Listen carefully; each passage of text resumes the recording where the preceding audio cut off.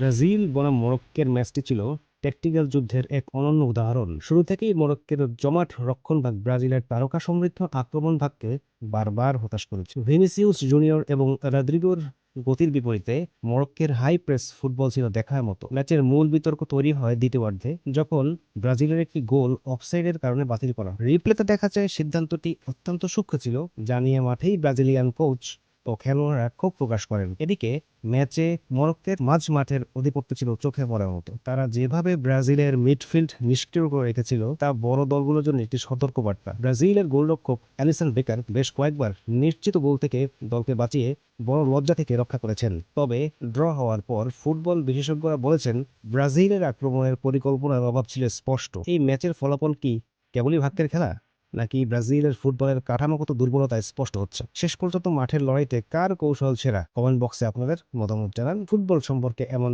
আরও বিশ্লেষণ ধর্মী ভিডিও পেতে চোখ রাখুন আমাদের চ্যানেলে।